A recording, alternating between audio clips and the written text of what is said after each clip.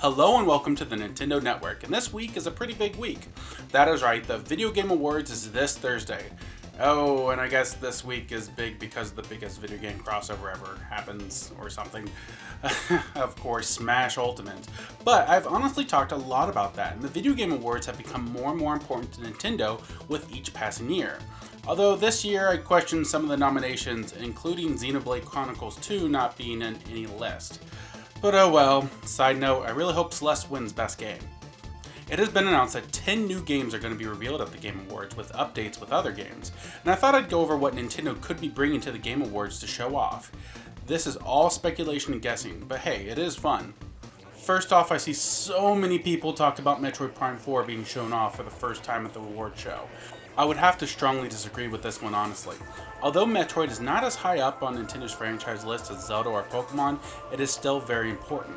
Nintendo also does seem to understand that mistakes were made in the past. I mean, from 2017 to today, we have Metroid 2 Remake for 3DS, but 2 new fighters for Smash Ultimate with Ridley and Dark Samus, plus the knowledge of Prime Form development.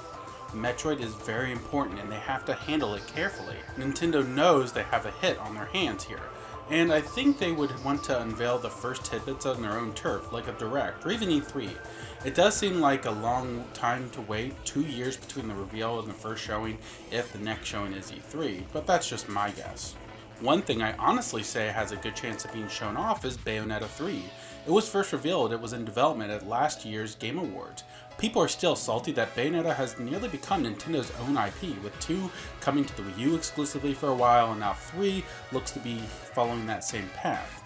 What those people forget is, without Nintendo fronting the money and support, and including her in Smash, Bayonetta would most likely be a dead IP right now, so them having first dibs on the game seems fair, doesn't it? Plus, with Bayonetta having widespread appeal, it would be smart to unveil her newest adventure at the Game Awards to help lure some more people into buying a Switch. Remember last year when they had a live band and the vocal artist Kate Higgins sing Jump Up Superstar? Okay, lip sync Jump Up Superstar. Regardless, it was pretty cool. I think we will see something very similar with Lifelight, the song from the World of Light in Super Smash Bros. Ultimate. I would bet we see a live performance of it with Abby Trott, the vocal artist for the English version, singing with an orchestra. I even tweeted about it a few days after the Direct in early November. My only hope is that it is not lip synced, but I won't hold my breath. I think we will see an update on New Super Mario Bros. U Deluxe as well. I feel like there is still a new mode or tweak we haven't been told about yet. It comes out on January 11th, and I do believe we will still get a January Direct. Even if it is a mini Direct like last year, I still see it mid-month after that. There's a lot in this game to play, but I think they want to sweeten the pot a bit more to entice players to get a port of a new Super Mario game. I think it'd be really cool if they add a mode where you can play as the Koopalings. Seems like it would be rather easy to achieve. Probably won't happen, but predicting can be fun. I don't see Nintendo being behind many of the new game reveals, honestly. I would bet more indie titles and maybe a few multi-platform games. I don't count Bayonetta 3 as a new game, as it was officially revealed already. Same with Prime 4 if it ends up being shown off. They may have just been title screens, but still they were officially revealed. Something we know is coming, but has not had any official reveal, would be showing off Pikmin 4 for the first time. Although a Direct would probably be better, I think there is a big chance for this one, guys. Miyamoto has confirmed it has been in development, and honestly, I can't imagine it needing all that much more time. Of course, I know nothing about programming or creating games, so perhaps the Pikmin games weren't the time. It would be a good way to get it out there, and then in the January Direct, give a date, spring maybe I would assume.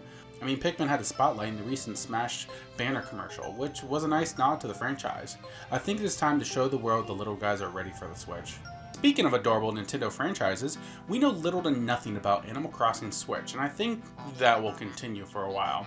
The Game Awards just doesn't seem like the stage to show off the first piece of footage for this game. People would get excited, but I also feel it'd be a bit tame in a way.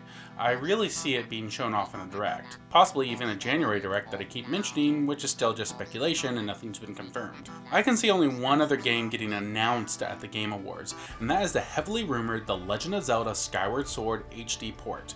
This has been making the rounds quite a bit. I know some might think Nintendo's statement denying it would put a pin in it, but remember, Nintendo denied the rumored DS Lite the day before it was actually revealed. They're not going to comment on a rumor and say, oh well, you guessed it, there is a Skyward Sword port coming.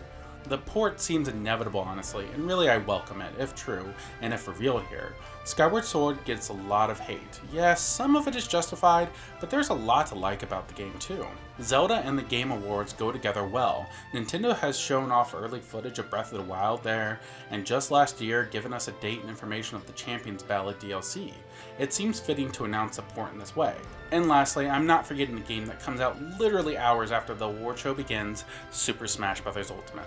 Many people have speculated that something new in the base game will be revealed, and I just don't see that. The game is literally out hours after the Game Award begins. Plus, review copies are out, and well, anything that could be saved is most likely known. This is of course ignoring the whole leak thing. As of writing this, I have seen some things unfortunately, but not everything, and nothing like a secret mode we didn't know about. Well, as far as I know at least, I've been trying to avoid all the spoilers. I don't think I've been too spoiled. But I feel like if a mode was in there that we didn't know about, like another Smash run, I feel like someone would have spoiled me by now. What I do think will be shown off is a solid release date for Piranha Plant, and the first DLC Fighter Pass fighter. Although I lean more towards definitely the Piranha Plant, the DLC fighter, maybe. I mean, we have to know about Piranha Plant's date before they show off a fighter for the Fighter Pass. It just makes logical sense. But I hope both. The Game Awards is just in a few hours, and after that we'll all be playing Super Smash Bros. Ultimate. Today is indeed a good day. Thank you for tuning into the Nintendo Network. What do you think will be revealed at the Game Awards? Let me know in the comments below. If you like this, please make sure to hit that like button and subscribe for more great Nintendo Network content. Now, if you'll excuse me, I need to prepare to play Super Smash Bros. Ultimate at 12:01 a.m. and probably pass out around 2 a.m. playing it.